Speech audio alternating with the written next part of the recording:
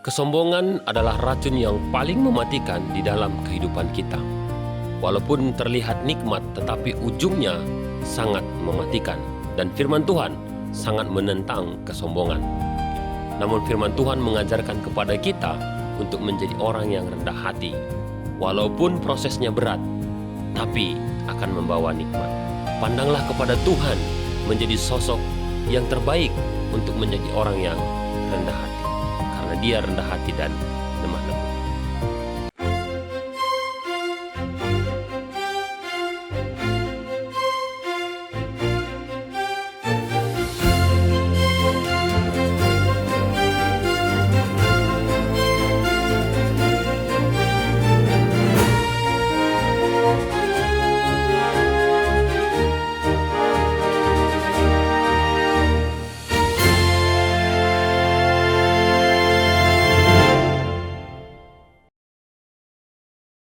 Shalom, salam sejahtera Bapak Ibu pemirsa dimanapun berada.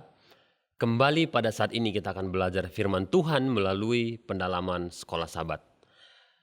2 Sabat telah berlalu, bagaimana kita belajar tentang bertumbuh dalam hubungan dengan Tuhan. Sabat pertama, kita melihat realita daripada kehidupan kita. Sabat kedua, kita sudah melihat bagaimana kita mengenal Allah. Dan pada saat ini, kita akan belajar gabungan keduanya, cenderung gabungan keduanya. Realita kehidupan kita cenderung sombong, mengenal Allah kecenderungannya adalah rendah hati. Pada saat ini pelajaran kita akan dipaparkan oleh hamba Tuhan, Pendeta Rios Tepu. Shalom Pendeta. Shalom, selamat sahabat. Bapak Ibu pemirsa, kalau kita buka pelajaran kita, pelajaran yang ketiga, judulnya adalah kesombongan versus kerendahan hati.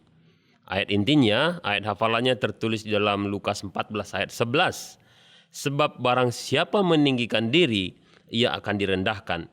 Dan barang siapa merendahkan diri, ia akan ditinggikan. Untuk memulai diskusi kita, saya mengundang kita untuk berdoa. Bapa kami yang di sorga, pada saat ini ya Tuhan, kami siap untuk belajar firman-Mu. Bantu kami ya Tuhan, ajari kami, agar firman ini dapat kami mengerti, sebagai satu pupuk bagaimana pertumbuhan kerohanian kami di dalam Tuhan. Di dalam nama Yesus kami berdoa. Amin. Barang siapa meninggikan diri, ia direndahkan.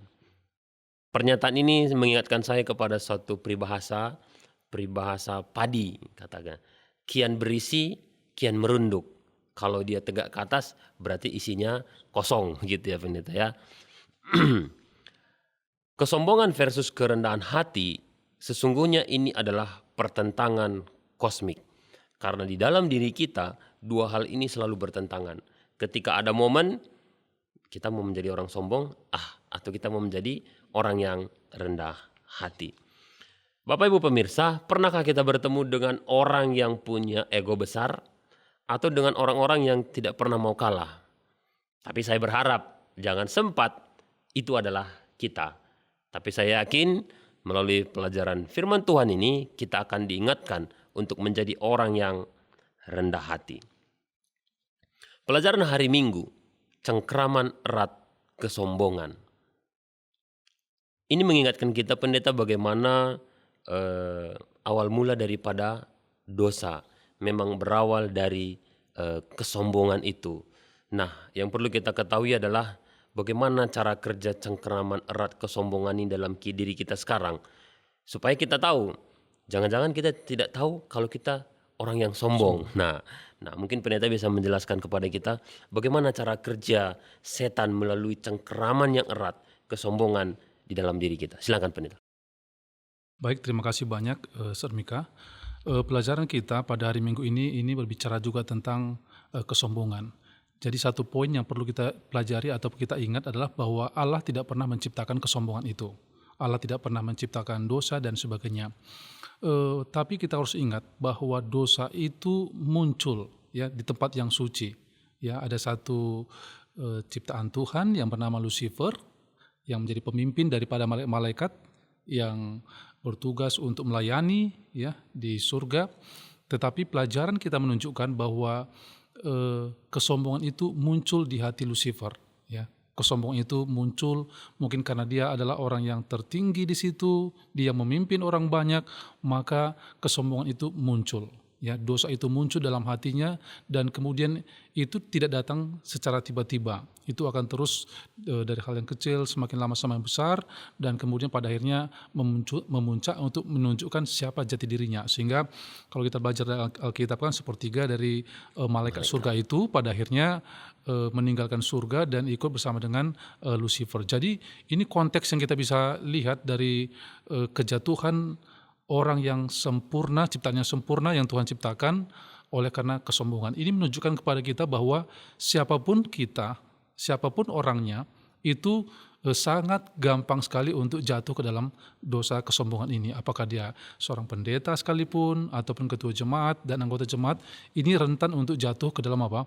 Ke dalam kesombongan ini, dosa kesombongan ini. Dan kalau kita lihat dari pelajaran khususnya pada hari Minggu ini, kesombongan itu pada akhirnya akan membawa kehidupan kita menjauh dari Tuhan, ya kan? Seperti Lucifer, pada akhirnya pada saat dia memupuk dosa kesombongan itu dalam hatinya, pada akhirnya dia memutuskan untuk meninggalkan kebenaran itu, yaitu Allah yang adalah kebenaran. Jadi ini satu pelajaran bahwa dosa itu akan selalu mencengkeram kita, katanya di sini ya, karena kesombongan itu ya kalau tidak dilawan dengan kerendahan hati, maka dia akan terus memuncak menganggap dirinya yang paling selalu paling hebat. Kan Lucifer juga kan seperti itu kan, dia merasa dirinya Betul. aku ya. Jadi kata aku itu kalau kita baca dalam kitab Yesaya juga menunjukkan bagaimana Lucifer ini ya seorang yang ingin memiliki tempat yang paling tinggi dan menyamai Allah katanya. Jadi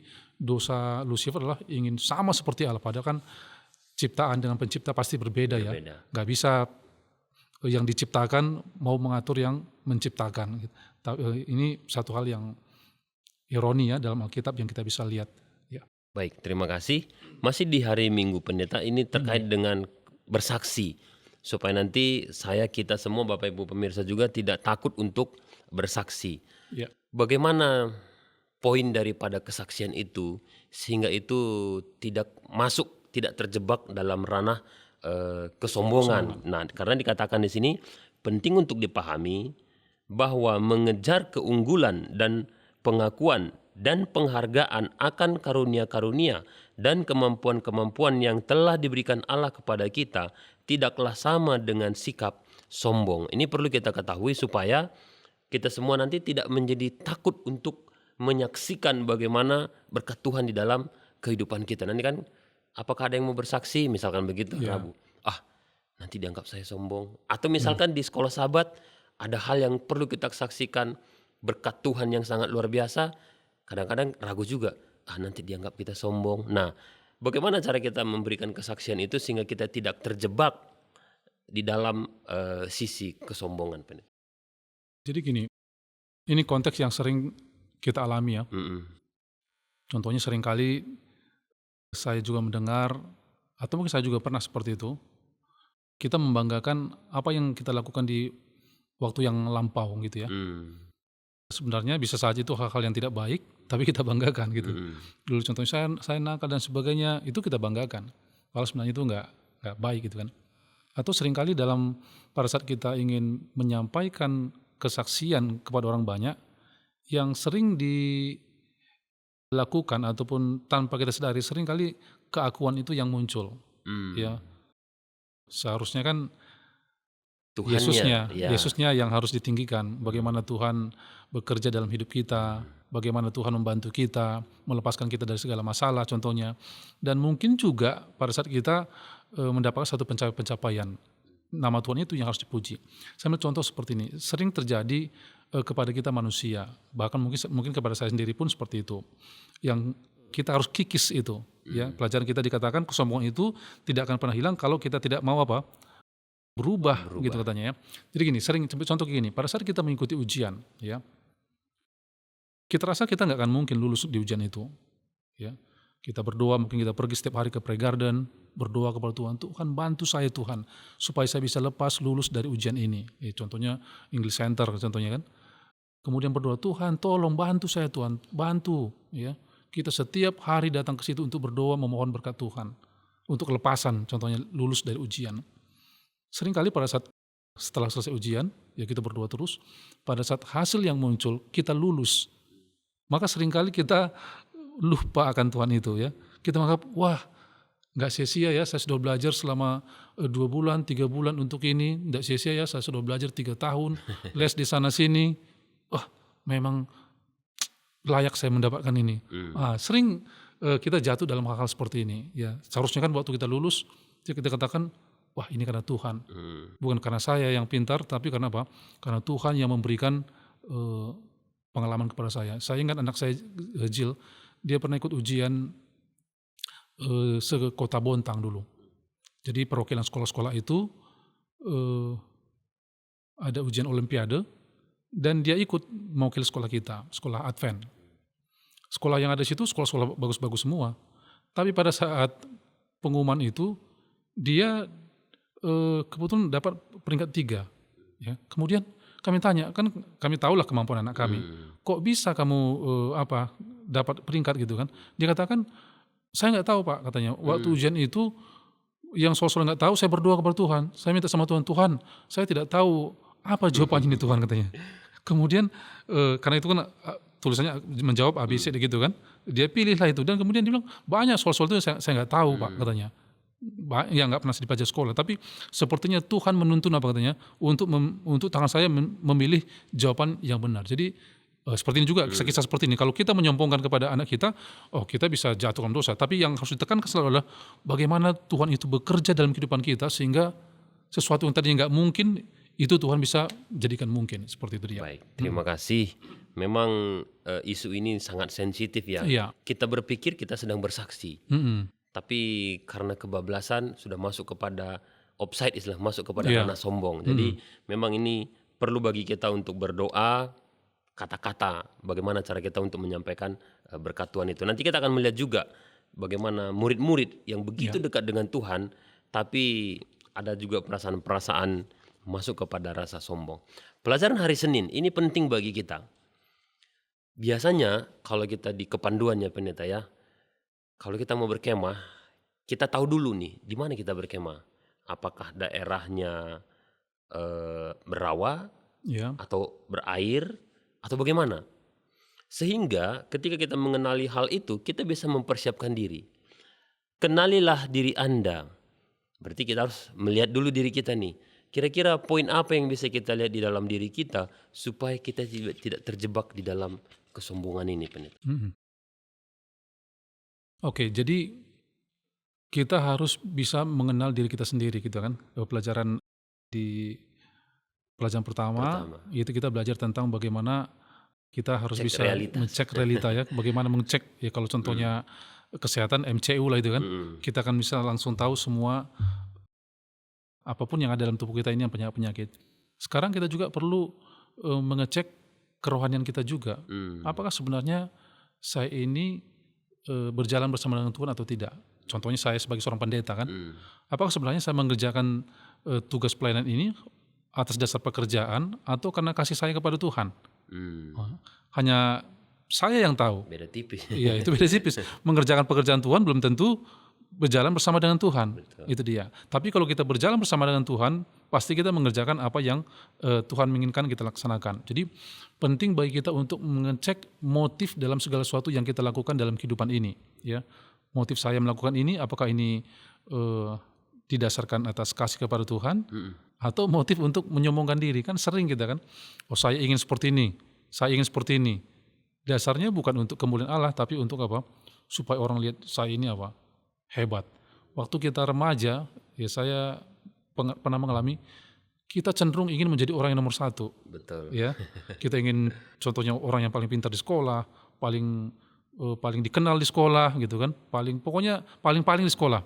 Kita mencari itu gitu, mencari jati diri bahwa kita ini diterima siapa saja.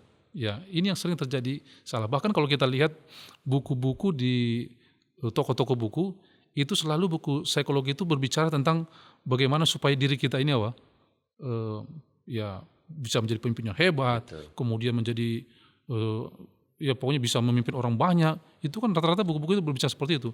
Jarang sekali buku yang mengajarkan jadilah orang menjadi pelayan, katanya kan. Pelajaran kita kata gini kan. Betul.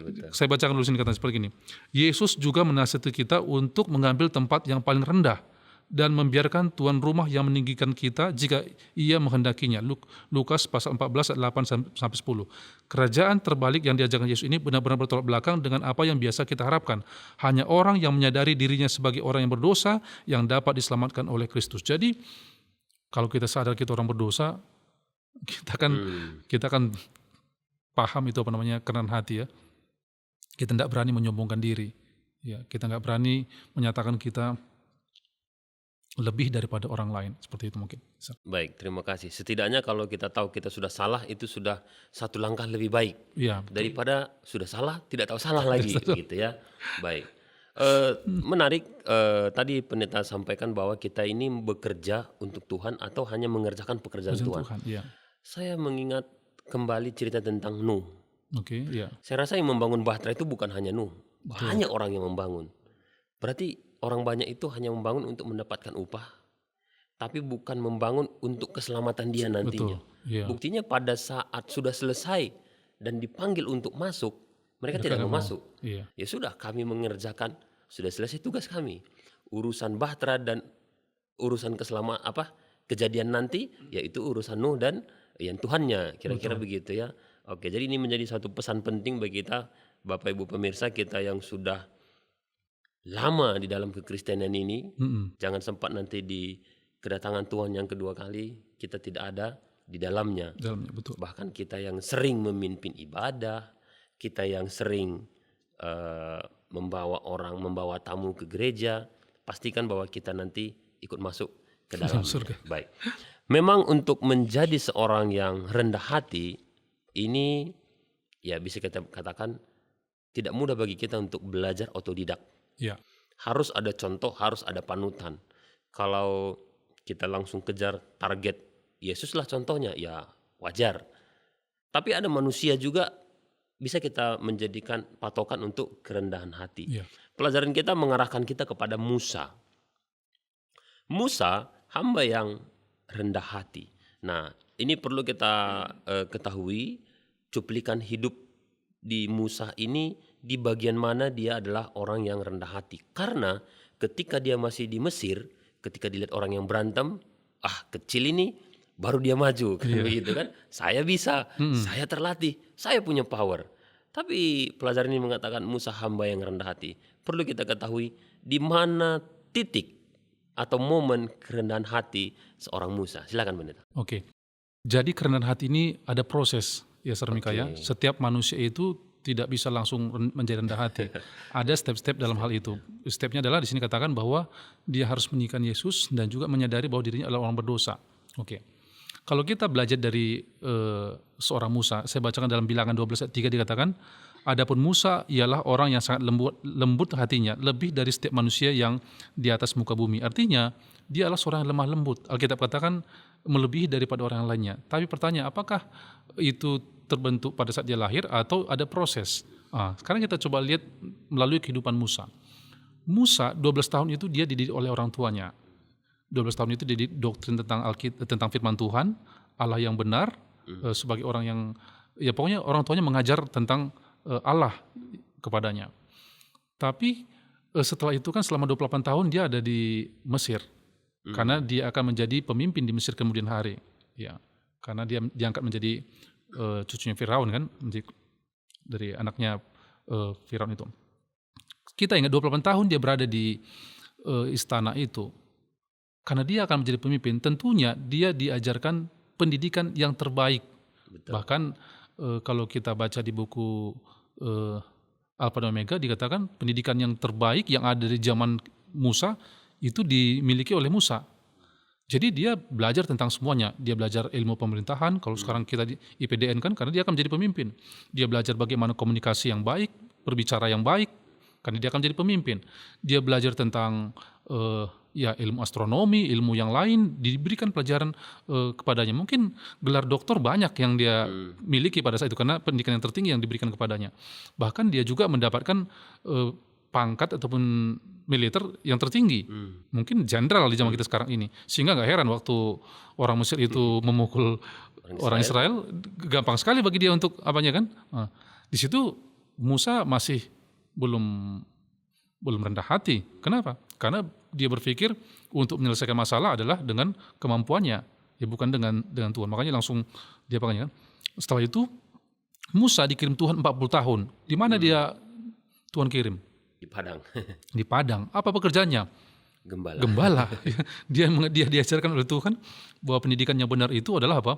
Bagaimana dia memperhatikan domba maksud saya, menjaga domba itu kalau sakit, kemudian mencari domba yang hilang. 40 tahun lamanya loh dia menjadi gembala. Bahkan pada saat Tuhan panggil dia, ya, disitulah di dalam Keluaran pasal kitab Keluaran pasal 2 ya, dan juga Keluaran pasal 3 kita bisa belajar di situ. Di situ berbicara tentang bagaimana Musa itu pada saat Tuhan panggil, dia katakan, Tuhan siapakah aku ini, katanya kan. Dia bilang juga, dikatakan juga, aku ini enggak fasih lidah katanya, enggak bisa berbicara katanya. Ini kan tanda-tanda kerendahan hati itu. Dia berbicara itu karena memang dia merasa dirinya bukan siapa-siapa lagi gitu. Berarti dia lupa dengan kalau dia jenderal. Kalau dia melupakan semua itu karena baginya sekarang dia bukan siapa-siapa lagi. Makanya Tuhan panggil dia. Pelajaran yang bisa kita ambil bahwa Tuhan memanggil pelayan itu bukan orang yang hebat dan pintar dalam merasa dirinya gitu ya. Tuhan tidak memanggil orang yang sombong, tetapi Tuhan selalu memanggil orang yang rendah hati. Sambil contoh, Saul dan Daud. Saul kurang apa lagi Saul? Orang lihat wajahnya berkarisma. Ya, dia lahir dari keluarga terpandang pada saat itu. Sementara Daud siapa? Dia seorang gembala, tapi Tuhan memilih seorang gembala untuk menjadi apa? Menjadi pelayanan. Jadi pelajaran kalau kita ambil dari sini, Tuhan selalu memilih orang-orang yang menjadi pelayan itu orang yang rendah hati. Ya. Sepanjang sejarah kita baca Alkitab, Tuhan selalu memanggil orang-orang yang rendah hati menjadi pelayan-pelayan Tuhan. Ya. Jadi kerendahan hati itu salah satu ya requirement lah ya untuk menjadi pelayan-pelayan Tuhan itu. Jadi kadang-kala kita mengatakan, wah kenapa dia? Ya karena Tuhan melihat orang itu rendah hati. Kenapa Daud yang Tuhan pilih? Kenapa bukan kakak-kakaknya yang punya lebih kemampuan daripada Daud? Yang Daud dianggap sebagai orang yang nggak dianggap di keluarga. Nggak menganggap itu, nggak mandang gitu kan. Yeah. Tapi Tuhan pilih itu. Ini pelajaran bagi kita bahwa kerendahan hati itulah yang dilihat oleh Tuhan. Bukan kalau kita merasa diri kita hebat, disitulah selalu kegagalan dan kehancuran itu kepada siapapun dia. Seperti itu. Baik, terima kasih. Memang kadang-kadang banyak orang tergoda oleh karena kemampuan dia. Ya. Jadi memang benarlah bahwa Musa itu orang yang rendah hati, Bapak Ibu ya. Karena mantan seorang jenderal tapi harus ngurusin anak domba yang baru lahir. Ini kan mungkin ada domba yang sakit, mungkin ada domba yang ya mohon maaf biasanya domba kan sakit perut. Ya. Itulah yang diurusi oleh seorang jenderal, tapi dia sudah melupakan itu semuanya. Baik, dari Musa kita bergerak kepada murid-murid Yesus, bahwa mereka merasa mereka orang-orang terdekat dengan Yesus. Tapi dikatakan ada pelanggaran terbesar yang dilakukan oleh murid-murid Yesus. Nah ini juga menjadi penting bagi kita supaya kita tidak terjebak di dalam kesalahan itu. Ya, supaya kita tidak terjebak. Kita mesti belajar supaya tidak jatuh di dalam pelanggaran yang sudah kita ketahui. Nah, kira-kira pelanggaran apa yang dimiliki oleh murid-murid pada saat itu, Pendeta? Pelajaran sekolah sahabat kita katakan ya, bayangkan kalau seandainya kita menjadi salah satu dari 12 murid Tuhan Yesus, katanya kan. Waktu Yesus memanggil 12 orang murid Tuhan Yesus itu, pengikut Yesus belum banyak, gitu ya. Yesus masih memanggil 12 orang itu untuk jadi muridnya, untuk menjadi penjala manusia. Walaupun sebenarnya Yudas Iskariot itu kan dia datang sendiri untuk apa ya. Kalau kita lihat, coba bayangkan yang tadinya hanya 12 orang, kemudian sekarang sudah bertambah orang mengikut Yesus. Bahkan kalau kita lihat semakin banyak yang mengikut Yesus pada saat itu. Dan pelajaran yang kita bisa ambil adalah bahwa murid Yesus itu setiap hari berjalan bersama dengan Yesus. Dia mendengar Yesus menyampaikan hal-hal yang baik, mengajar orang banyak, dan juga mengajar mereka sendiri sebenarnya.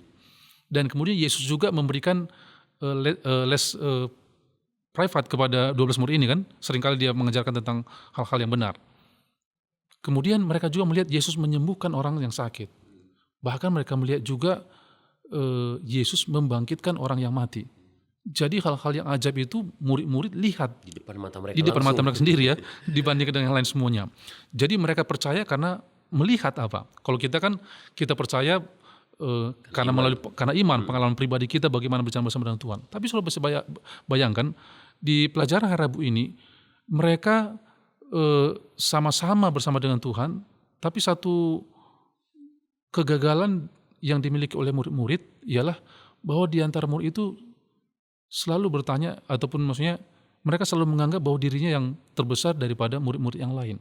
Ya, murid-murid itu selalu menganggap saya lah yang terbesar daripada murid-murid yang lain. Saya lah mungkin yang terbaik dari murid-murid yang lain. Jadi ini yang menjadi satu kesalahan kepada murid-murid. Coba kita lihat ya, dalam Matius pasal 20 ayat 20 dikatakan seperti ini. Maka datanglah ibu anak-anak Zebedeus serta anak-anaknya itu kepada Yesus, lalu sujud di hadapannya, katanya, di hadapan Yesus, untuk meminta sesuatu kepadanya. Kemudian kata Yesus, apa yang kau hendaki? Jawabnya, berilah perintah supaya kedua anakku ini boleh duduk kelak di dalam kerajaanmu, yang seorang di sebelah kananmu dan yang seorang lagi di sebelah kirimu, katanya. Kemudian kalau kita baca selanjutnya, katanya, waktu mendengar itu 10 muridnya lain juga apa katanya?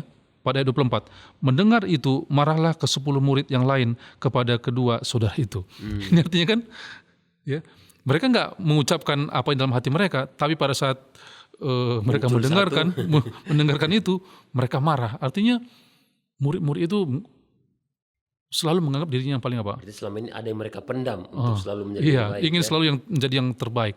Padahal kan Yesus mengajarkan siapa yang ingin menjadi yang terbesar, dia harus menjadi apa? Yang terkecil, katanya. Dia harus menjadi seorang pelayan. Ya, ini yang belum murid dapatkan.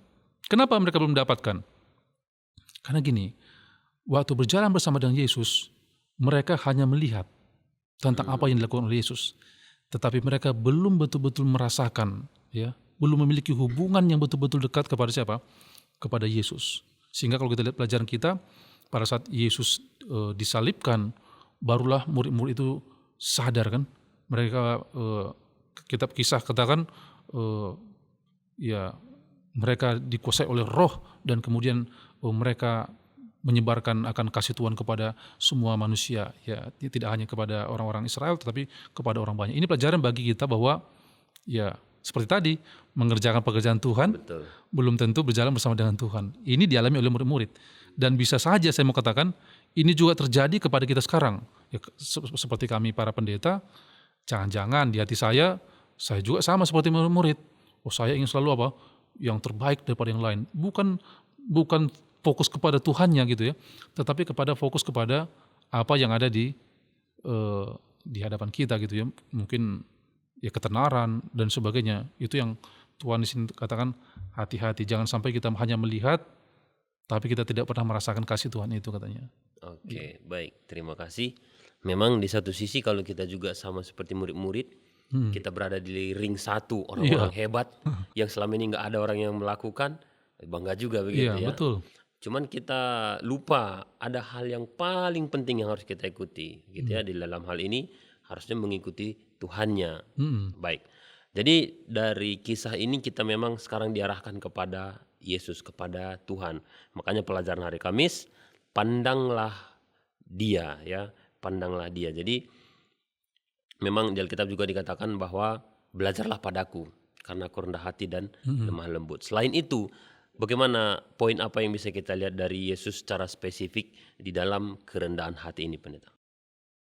Oke, sebelum saya masuk kepada bagaimana kita melihat Yesus sebagai role model kita, ya, saya ingin bacakan satu kutipan. Dikatakan seperti ini, membina kehidupan abadi, halaman 114. Tidak ada perkara yang begitu menyakitkan hati Allah atau begitu berbahaya kepada jiwa manusia seperti keangkuhan dan merasa diri kuat. Dari semua dosa-dosa inilah dosa yang paling tidak berpengharapan dan paling susah diperbaiki. Wah, jadi katanya dosa kesombongan, merasa diri kuat atau merasa diri hebat, ini adalah dosa yang paling sulit katanya itu apa? Diperbaiki, ya. Kecuali kita apa? Menghancurkan diri kita kepada Kristus, menyerahkan diri kita sepenuhnya kepada Kristus, ya. Jadi kalau tidak ada Yesus, tidak ada katanya. Dalam segala keadaan katanya merasa cukup diri, kita memilih untuk tidak mengevaluasi diri karena jelas kesombongan telah menjadi raja. Kita perlu berhenti sejenak, memeriksa diri dan memohon agar Allah membuka mata kita terhadap keadaan kita yang sebenarnya. Jadi ya kita perlu ya berdoa katanya kan, meditasi untuk mengenal apa yang telah saya lakukan kepada Tuhan gitu kan. Kemudian ya berpuasa, ya membaca firman Tuhan. Kemudian ya mungkin kembali ke mesbah ya pada pagi dan petang hari. Jadi itulah cara kita bisa mengevaluasi apakah saya sudah rendah hati atau sombong. Ya, kalau kita bisa melihat, wah saya ini belum sepenuhnya bersama Tuhan. Disitulah kita berubah. Ya, jadi kenapa kita bisa berubah? Ya, karena kita kenal itu siapa Yesus. Gitu. Kenapa kita mengasihi Yesus? Karena kita tahu bahwa Yesus telah terlebih dahulu mengasihi kita. Ya, kita belajar mengampuni orang lain karena Yesus pertama-tama sudah mengampuni dosa kita. Ya, Yesus mengajarkan rendah hati karena Yesus sudah memberikan contoh bagaimana itu rendah hati. Ia adalah pencipta alam semesta. Ya, kemudian dia menjadi manusia untuk menyelamatkan kita, bahkan dia mati di kayu salib, mati dengan cara terhina. Itu jauh rendah hati. Tidak ada situasi ataupun hal-hal yang lebih daripada apa yang dilakukan oleh Yesus, ya. Pemilik segala sesuatu, dan kemudian mati secara terhina gitu ya di kayu salib untuk menggantikan kita yang orang berdosa ini. Jadi itu satu kerendahan hati yang luar biasa. Sehingga di sini katakan ya, kita harus selalu memandang kepada pengorbanan Yesus itu. Contohnya gini, kalau saya dihina oleh orang lain, kita ingat Yesus juga dihina, tapi Yesus tidak pernah membalas hinaan itu kan? Dan bahkan lebih dari situ. Bahkan dia mendoakan kan? Ini kan? Ini yang kita harus pelajari dari Yesus. Katanya di sini saya bacakan seperti ini. Sangat berbeda dengan keinginan para murid untuk menjadi yang paling besar dan keyakinan mereka bahwa mereka lebih baik daripada yang lain. Kita melihat Yesus teladan utama dari kerendahan hati. Yesus berkata, tetapi aku ada di tengah-tengah kamu sebagai pelayan katanya. Kemudian lebih lanjut lagi, paling bawah dikatakan, Yesus yang meninggalkan surga untuk mati bagi manusia dengan harapan bahwa mereka akan mengerti tindakan kasih karunia-Nya dan merespon undangannya untuk memiliki hubungan dengannya. Jadi ya bayangkan pemilik segala sesuatu itu menjadi pelayan. Tidak banyak orang mau jadi pelayan, ya saudara. Jadi tidak mau orang yang berada di tempat yang paling rendah. Semua manusia ingin di tempat yang tinggi. Bahkan Alkitab katakan kan, kalau ada kita diundang di satu acara, jangan duduk di depan katanya kan. Tapi duduklah di mungkin di tempat yang lain. Ini satu hal-hal yang belajar rendah hati. Rendah hati itu seperti ini. Ya, kalau ada hal-hal yang berat, kemudian kita lakukan itu dengan sukacita, itu rendah hati. Kemudian saya pernah juga membaca kutipan, kalau seandainya kita layak di tempat itu, tetapi kita tidak dipilih di tempat itu, dan kemudian kita tetap bersukacita atas keadaan itu tanda bahwa kita rendah hati. Tapi kalau kita selalu menganggap bahwa saya ini kan sudah seperti ini, saya ini kan seperti ini, wah itu akan menjadi apa? Bumerang bagi kita. Kita selalu lihat Yesus pemilik segala sesuatu ini, dia merendahkan, bahkan dia ya semua diserahkan untuk kita. Baik, terima kasih Pak Pendeta. Sebelum Pak Pendeta akan menyampaikan apa yang menjadi kesimpulan rangkuman pelajaran kita, saya mau menambahkan sedikit terkait tentang kesombongan tadi, Pendeta. Ya. Tadi kan dibilang di hari Kamis itu bahwa kesombongan itu adalah kesalahan yang paling berbahaya. Ya. Berbahaya. Ini sangat berbeda dengan dunia. Saya bisa masuk penjara oleh karena narkoba. Saya bisa masuk penjara oleh karena membunuh ataupun mencuri. Tapi tidak ada orang masuk penjara karena sombong. Ya. Artinya undang-undang dunia tidak peduli akan hal itu. Ya, Jadi betul. memang kita harus hati-hati dengan hal ini. Kita mungkin bisa menjaga sikap kita supaya kita tidak terjebak dalam narkoba misalkan. Karena takut penjara. Tapi bagaimana dengan kesombongan? Ya, dunia tidak mengurusi tentang kesombongan. Tapi ini hal penting bagi kita untuk menjaga diri kita untuk tidak jatuh di dalam hal kesombongan. Belajar tentang kerendahan hati, kalau bisa kita ambil sebuah perumpamaan, kalau Yesus lahir di zaman kita ini, mungkin dia akan bilang, Mika, belajarlah dari tebu. Ruasnya semakin bawah, Semakin rendah posisi ruasnya, kualitas manisnya semakin baik. Iya. Semakin tinggi dia punya ruas, kualitas rasanya semakin hambar, kira-kira begitu ya. Iya. Baik, Bapak Ibu pemirsa, kita akan mendengarkan apa yang menjadi kesimpulan sepanjang pelajaran kita. Silakan pendeta. Kesimpulan pada diskusi sekolah sahabat ini saya ambil dari hari Jumat, dikatakan seperti ini. Surga memilih pekerja yang seperti halnya dengan Yohanes Pembaptis, mengambil tempat yang rendah di hadapan Allah. Murid yang paling sederhana adalah yang paling mantap dalam pekerjaan bagi Allah. Makhluk-makhluk yang cerdas di surga dapat bekerja sama dengan dia yang sedang berusaha, bukannya untuk meninggikan dirinya, melainkan untuk menyelamatkan jiwa-jiwa, katanya. Jadi Tuhan memanggil, katanya apa? Semua yang rendah hati, katanya ya, untuk menjadi pelayan-pelayannya. Lebih lanjut dikatakan, bagaimana cara mengatasi kesombongan ini? Ini pelajaran kita. Bagaimana supaya saya tidak sombong?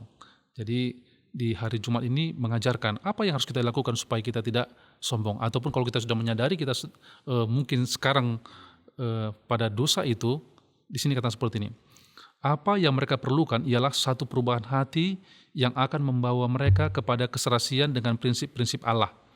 Kesederhanaan, sifat melupakan diri sendiri, serta kasih seorang anak kecil yang penuh kepercayaan adalah sifat-sifat yang dihargai oleh surga. Inilah ciri-ciri kebesaran sejati, katanya. Jadi ya kalau kita saat ini menyadari bahwa kita sedang terjerumus pada dosa ini, waktunya bagi kita untuk apa? Berubah kembali kepada Tuhan. Ya, dan sini juga dikatakan bahwa kita harus mengambil waktu, katanya. Ini pada hari Kamis paling bawah, katanya, luangkan waktu lebih bersama Allah sekarang, katanya. Bukan besok, sekarang, katanya. Jadi kita harus meluangkan waktu kita bersama dengan siapa? Bersama dengan Allah. Mungkin itu kesimpulan pelajaran kita, sehubungan dengan menjadi seorang yang rendah hati, ya. Kita tidak mau menjadi seorang sombong, tetapi kita mau sebagaimana Yesus yang telah merendahkan dirinya. Kemudian bagaimana juga kita lihat Musa pelajaran hari ini. Waktu kita selesai belajar ini, kita juga melihat diri kita masing-masing, dan kemudian kita belajar untuk menjadi rendah hati seperti Yesus yang rendah hati. Baik, terima kasih pendeta. Bapak Ibu pemirsa, karena waktu yang terbatas, maka kita dalam mempelajari kerendahan hati berakhir pada saat ini. Namun harapan kita adalah untuk belajar tetap menjadi orang yang rendah hati. Mari kita tetap lanjutkan belajar firman Tuhan, agar kiranya kita ketika nanti kedatangan Tuhan yang kedua kali, kita ditemukan menjadi orang yang rendah hati. Untuk menutup firman Tuhan pada saat ini, pendeta akan pimpin kita dalam doa. Mari kita sama-sama tunduk kepala, kita berdoa. Tuhan di surga, terpujilah Engkau Bapa yang telah memberkati kami. Kami berterima kasih untuk pelajaran yang mengajarkan kepada kami untuk menjadi rendah hati, untuk memandang kepada Yesus, untuk belajar dari Yesus, dan kehidupan kami akan selalu diubahkan. Bila mana pada saat ini ada kesombongan dalam diri kami masing-masing, ajari kami Tuhan, ingatkan kami Tuhan, untuk kami dapat meninggalkan, melepaskan dosa kesombongan, dan kami menjadi terang di mana saja kami berada, dan nama Tuhanlah yang ditinggikan dalam kehidupan kami. Berkat Tuhan kiranya menyertai seluruh pemirsa yang telah belajar bersama-sama dengan kami pada saat ini. Biarlah berkat Tuhan, kasih Tuhan selalu menyertai seluruh pemirsa, sehingga kehidupan mereka juga menjadi berkat di mana saja mereka berada. Berkati Sir Mika yang bersama-sama memimpin diskusi sekolah sahabat pada saat ini. Tuhan berkati hamba Tuhan ini, Tuhan berkati dalam pelayanannya, dan seluruh juga staf Aware Borneo, Tuhan berkati. Terima kasih Tuhan atas kasih Tuhan. Ampunkan segala dosa kami, dalam nama Yesus kami berdoa. Amin. Amin. Bapak Ibu pemirsa, demikianlah diskusi sekolah sahabat kita pada saat ini. Akhir kata kami menyampaikan, Tuhan memberkati.